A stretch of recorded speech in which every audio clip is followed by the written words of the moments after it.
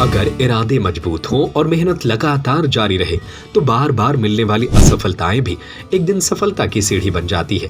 गढ़ाकोटा के अनमोल जैन ने अपनी मेहनत, लगन और धैर्य से इस बात को साबित कर दिखाया है। वीकेंड हो या परिवार संग यात्रा, आइए THC रिवरसाइड।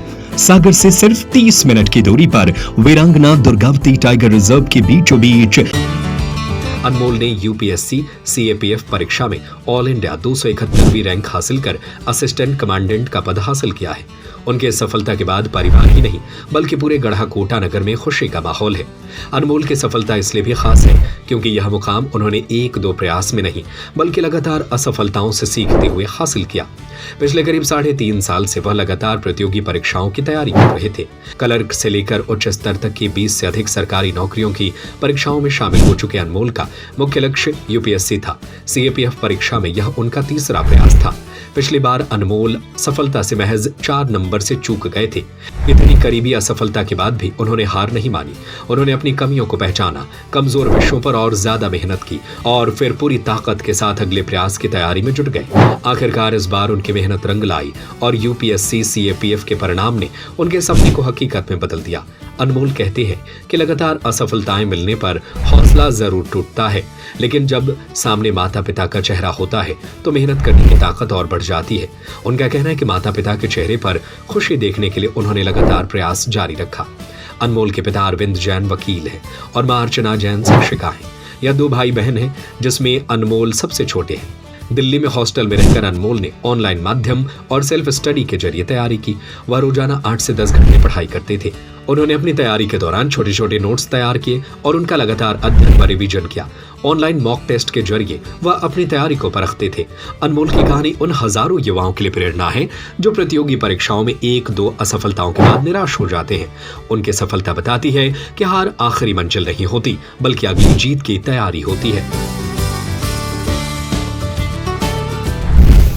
मेरा नाम अनमोल कुमार जैन है। मैं गढ़ाकोटा का रहने वाला हूँ। कितने साल से आप तैयारी कर रहे थे या कौन सा अटेम्प्ट था आपका?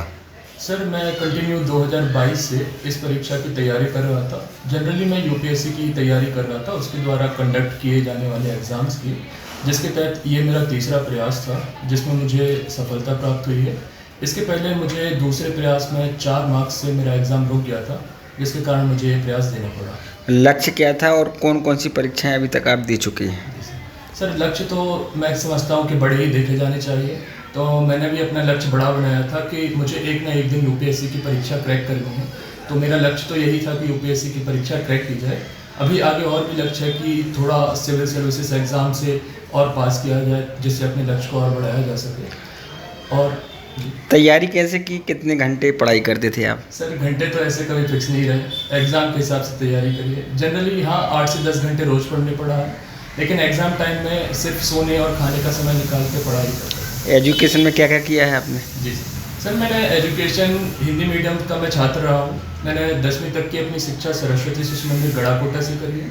इसके बाद मैंने 11th और 12th government boys higher secondary school Garhakota से करी। इसके बाद मैंने अपनी शिक्षा गवर्नमेंट PG कॉलेज गढ़ाकोटा से स्नातक बैचलर्स ऑफ आर्ट्स में किया है, जिसमें मेरे subject history, political science, sociology थे। इसके बाद मैंने बैचलर्स ऑफ एजुकेशन भी कंप्लीट किया है। सोशल मीडिया का सर बहुत उपयोग किया है, लेकिन मैंने बैलेंस तरीके से उपयोग किया है। मैंने पढ़ाई के लिए इसका ज़्यादा उपयोग किया है। मैंने न्यूज़ चैनल्स को फॉलो किया था, करंट अफेयर के लिए गवर्नमेंट की वेबसाइट को फॉलो किया है, जिसका मैं उपयोग करता था, लेकिन एग्ज़ाम टाइम में मैं उसे डीएक्टिवेट कर दिया। अभी आपके घर में कौन कौन है? जी सर, मेरे घर में मेरे मम्मी पापा हैं जो हमेशा से मेरा मोटिवेशन रहे हैं। इसके साथ ही मेरा एक भाई है और मेरी एक बहन है। भाई क्या करते हैं आपके? भाई अभी नौकरी की तलाश में हो और अभी बेंगलोर में इस तरह के काम में लगे हुए हैं। और आपकी सिस्टर? मेरी सिस्टर इंदौर में है और अभी शादीशुदा है। सरकारी नौकरी करने की प्रेरणा कहाँ से मिली? उम्र कितनी है आपकी? सर, मेरी उम्र का अगर मैं बात करूँ तो मेरी अभी उम्र 25 साल है और सरकारी नौकरी करने की प्रेरणा मुझे अपने मम्मी पापा के संघर्ष को देख के मिली है।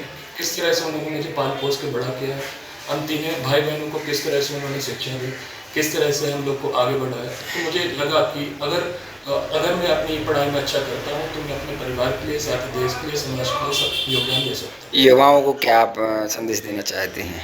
युवाओं को मैं यही संदेश दूंगा, हमेशा अपने सपने बड़े रखें, तैयारी के दौरान अनेक चुनौतियां आएंगी, अकेलेपन का आप सामना करोगे, आपकी सफलता के समय सब साथ होंगे आप, लेकिन संघर्ष में अकेले ही रहोगे।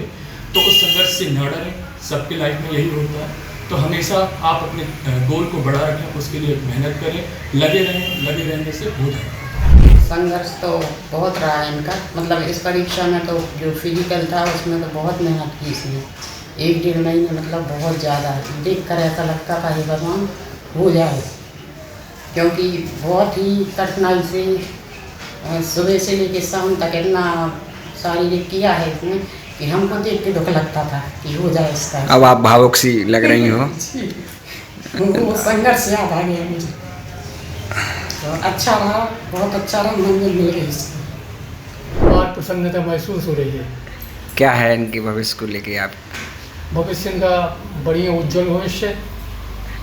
क्या चाहती हो आप? उसके लक्षण पालने में दिख जाते हैं। क्या क्या शुभकामनाएं देना चाहती हैं आप? हार्दिक शुभकामनाओं सहित मैं बहुत बहुत बधाई देता हूँ, इसके उज्जवल भविष्य की कामना करता हूँ। आप जैसे माता पिता अगर सबको मिलें तो आने वाली युवाओं को क्या संदेश देना चाहते हो? आने वाले युवाओं को यही संदेश हमारा कि इसी प्रकार से अपने तन मन से पढ़ाई में अपने कर्तव्यों के प्रति जागरूक रहें, पढ़ाई पर विशेष ध्यान दें, इस प्रकार हमारे बालक ने दिया है। गढ़ाकोटा से रवि सोनी की रिपोर्ट। वीकेंड हो या परिवार संग यात्रा, आइए THC रिवरसाइड।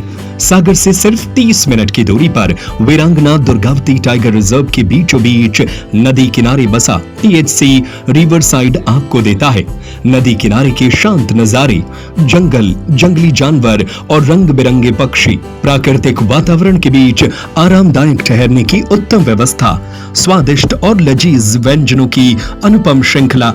यहाँ आएं और प्रकृति के बीच पाएं सुकून व यादगार पल। पता चिरारी, वीरांगना दुर्गावती टाइगर रिजर्व, सागर।